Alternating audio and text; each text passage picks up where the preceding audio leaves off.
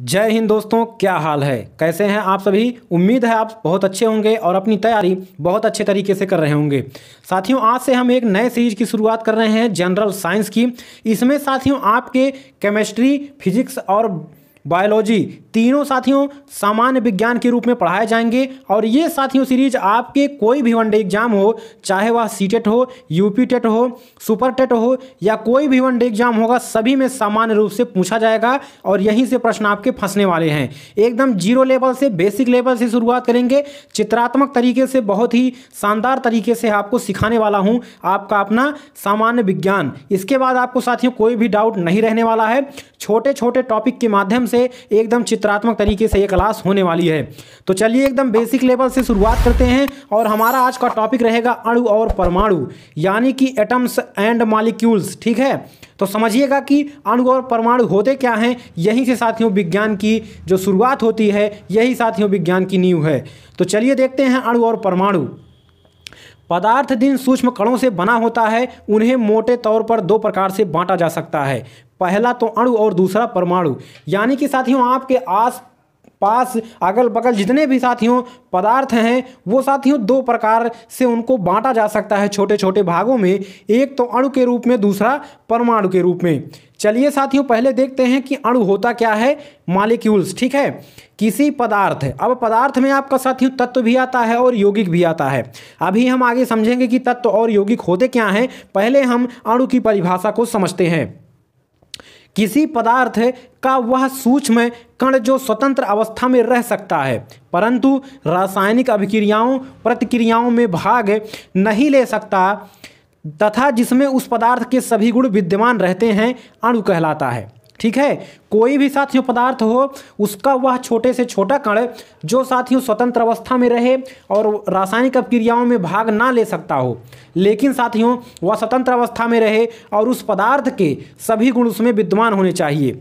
जैसे साथियों आपका जो नमक है, नमक ले लीजिए, ठीक है, या तो लोहा ले लीजिए।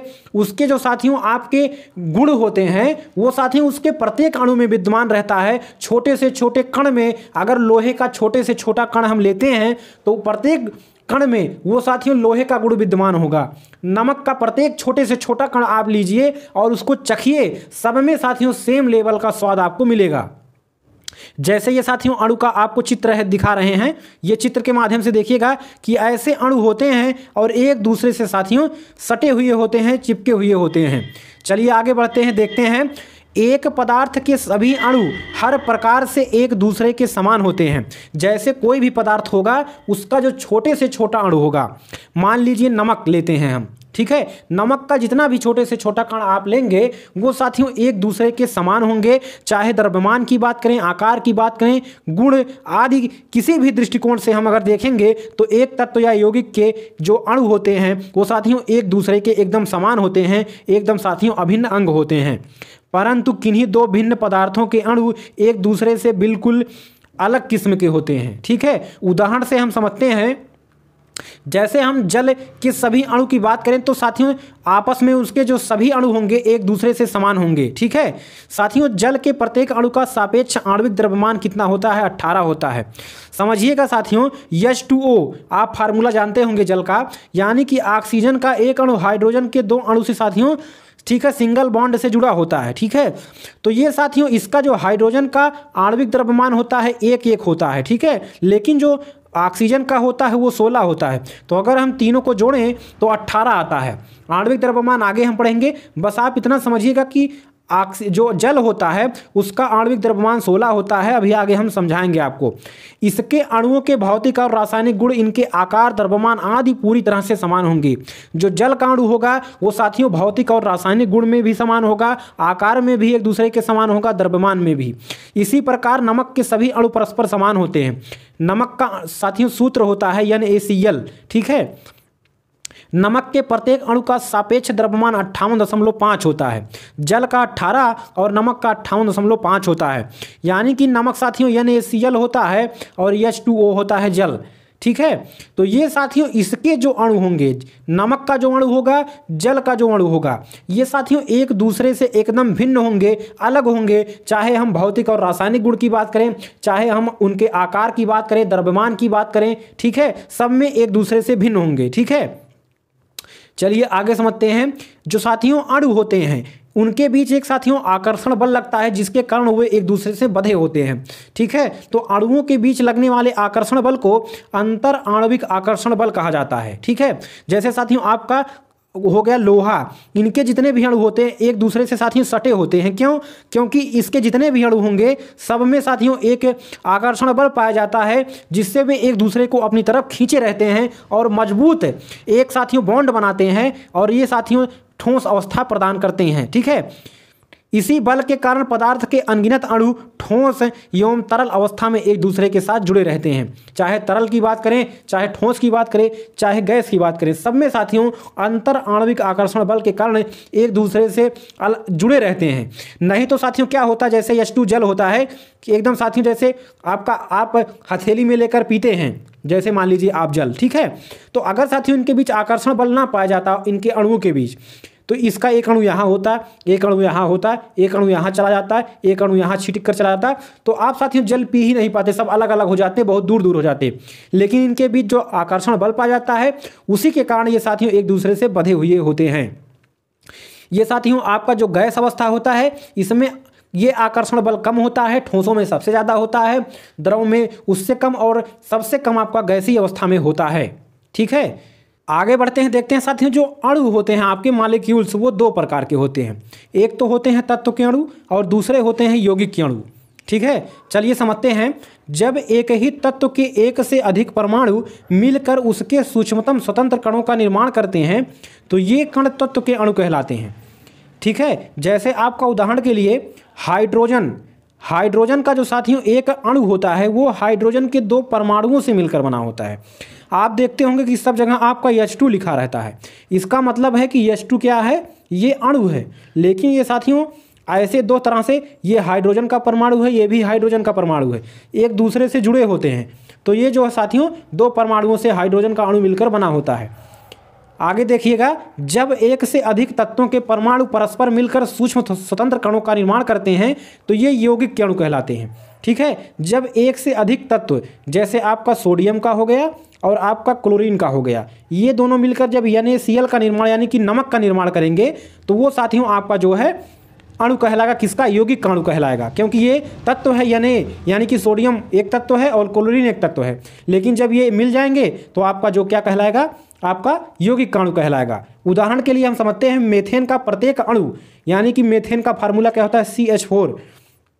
मेथेन का जो प्रत्येक अणु है वो कार्बन के एक परमाणु तथा हाइड्रोजन के 4 परमाणुओं से मिलकर बना होता है।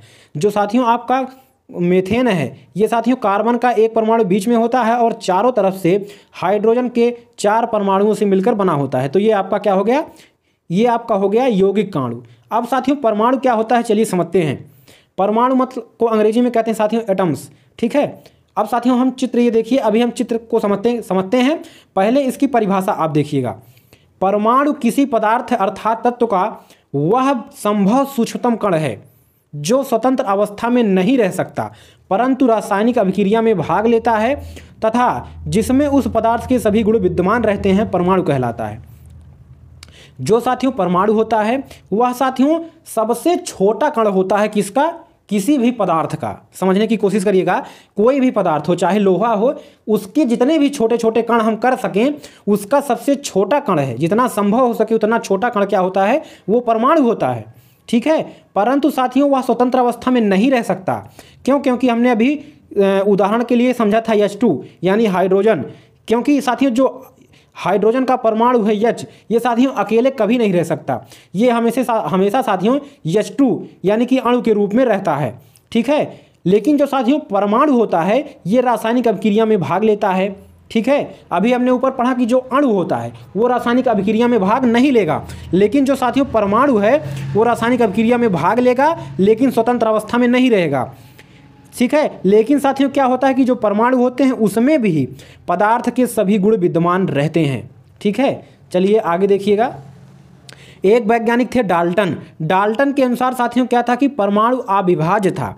डाल्टन एक वैज्ञानिक थे, उन्होंने बताया कि किसी भी पदार्थ का सबसे छोटा कण क्या होता है, परमाणु होता है, और इसको अविभाज्य कहते हैं, यानी कि ये साथियों बांटा नहीं जा सकता भागों में, इसको तोड़ा नहीं जा सकता।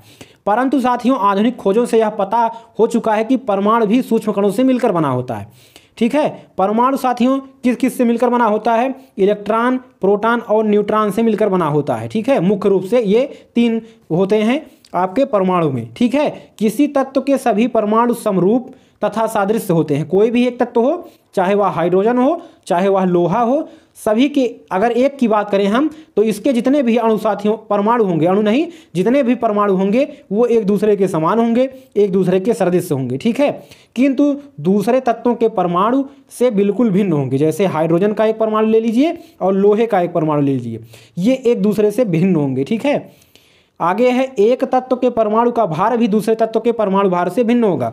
जो साथियों एक तत्व का परमाणु भार होगा वो दूसरे तत्व के परमाणु भार से भिन्न होगा। जैसे हाइड्रोजन के सभी परमाणु एक समान एवं एक रूप में होंगे, लेकिन कार्बन के सभी परमाणु भी आपस में एक समान और सदृश होंगे, किंतु हाइड्रोजन और कार्बन के परमाणु एक दूसरे से पूरी तरह से भिन्न होंगे। जैसे CH4, यानी कि अभी हमने मेथेन में समझा कि जो साथियों आपका कार्बन है ये 4 हाइड्रोजन से जुड़ा रहता है, लेकिन साथियों कार्बन के सभी गुण, सभी जो परमाणु जो होते हैं कार्बन के, ये हाइड्रोजन के सभी परमाणुओं से बिल्कुल भिन्न होंगे, अलग होंगे। ठीक है, अब साथियों सार्वजनिक अंतर समझिएगा, अणु और परमाणु में अंतर क्या होता है, चलिए देखते हैं। ठीक है, परमाणु अणु से छोटे होते हैं। जो परमाणु होता है साथियों अणु से छोटे होते हैं। अणु परमाणुओं से बनते हैं। जो अणु होता है वो परमाणुओं से मिलकर बना होता है, जबकि जो परमाणु होता है इलेक्ट्रॉन, प्रोटॉन और न्यूट्रॉन से मिलकर बना होता है। परमाणु स्वतंत्र रूप से नहीं रह सकते। जो परमाणु होता है वो साथियों हमेशा अणु के रूप में रहेगा, लेकिन अणु साथियों स्वतंत्र अवस्था में रह सकता है। रासायनिक क्रियाओं में परमाणु भाग लेते हैं, ना कि अणु। जैसे आपका Na यानी कि सोडियम हो गया और क्लोरीन, ये जब साथियों रासायनिक क्रिया करके एक दूसरे से जुड़ते हैं, यानी कि नमक का निर्माण करते हैं, तो ये इसमें कौन भाग लेगा, इसमें साथियों आपके परमाणु भाग लेंगे, दोनों के, अणु नहीं भाग लेंगे। ठीक है, चलिए समझते हैं। अगला देखते हैं। सामान्यतः अणुओं का विभाजन किया जा सकता है, परमाणुओं का नहीं। परमाणुओं का विखंडन विशेष परिस्थितियों में ही किया जा सकता है। जो साथियों परमाणु होते हैं उनको आप खंडन नहीं कर सकते, हालांकि वो इलेक्ट्रॉन, प्रोटॉन और न्यूट्रॉन से मिलकर बने होते हैं, लेकिन उनको अलग अलग नहीं किया जा सकता, बहुत ही विशेष परिस्थितियों में किया जा सकता है। लेकिन हम अणु को आसानी से परमाणुओं में तोड़ सकते हैं। अणुओं में उस पदार्थ के सभी गुण पाए जाते हैं, परमाणुओं में नहीं। जैसे साथियों जो कोई भी अणु होगा, ठीक है, जैसे हाइड्रोजन का, इसके साथियों सभी गुण पाए जाएंगे अणु में, लेकिन हो सकता है कि परमाणु में सभी गुण ना पाए जाते हों। परमाणु किसी ना किसी तत्व के ही होते हैं, अणु तत्व और यौगिक दोनों के होते हैं। जो साथियों आपका परमाणु होगा वो किसी तत्व का ही होगा, जैसे आयरन का परमाणु होगा, हाइड्रोजन का परमाणु होगा।